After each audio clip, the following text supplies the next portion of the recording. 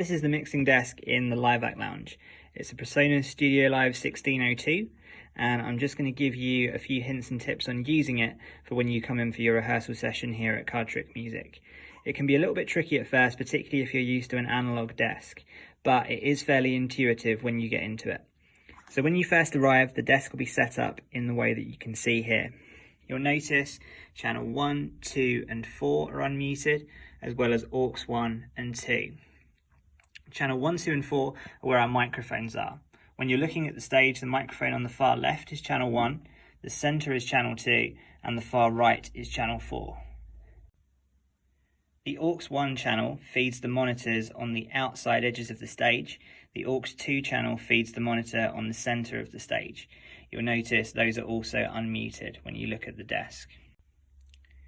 You'll notice that the channels for 1, 2 and 4, the faders are up. These are feeding these channels to the front of house speakers, the large speakers in front of the stage. You'll also notice the faders for aux 1 and 2 are up, and the main mix is up.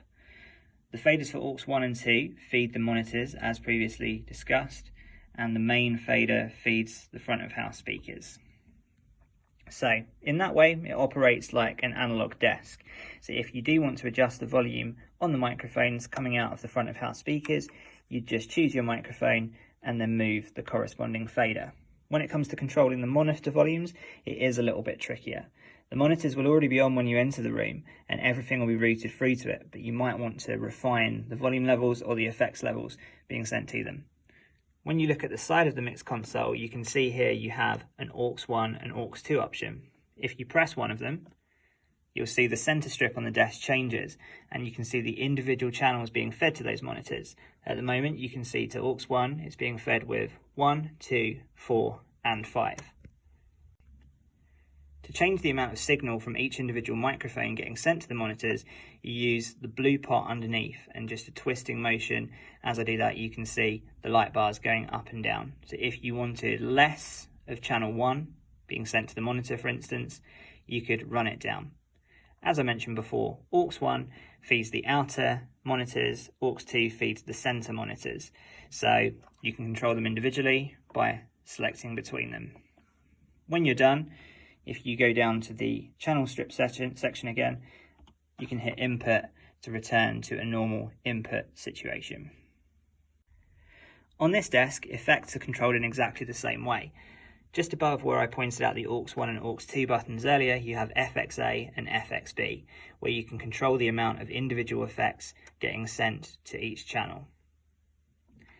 The effects also have a master control over here, FXA and FXB. You can control the master level of effects being sent to those channels by these two pots, and you can also choose whether you just want it sent to the main outs or if you want it sent to aux 1 to 4, so your auxiliary channels. If it's illuminated, it is being sent. The different effects can be cycled through on the screen just above here. You can use this toggle in the middle to go through different effects. If you're aiming to route something new through the desk upon your arrival, here is the procedure to follow to do that. Whatever you're using, plug it in at the back of the desk into your desired channel. Then make sure that channel has input gain. Let's say I've just plugged something into channel 6. I'm going to turn my input gain to halfway. At this point, when you use whatever you've plugged in, you should see something appearing in the light bar just here. Make sure that channel's unmuted, and then make sure the fader's up. This would now be being sent to the front of house speakers, the large speakers at the front of the stage.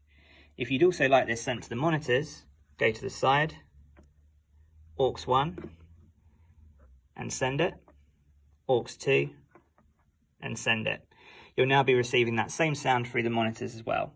If at any point you want to kill the volume to that channel, to the front of house speakers and the monitors, you can just mute it again.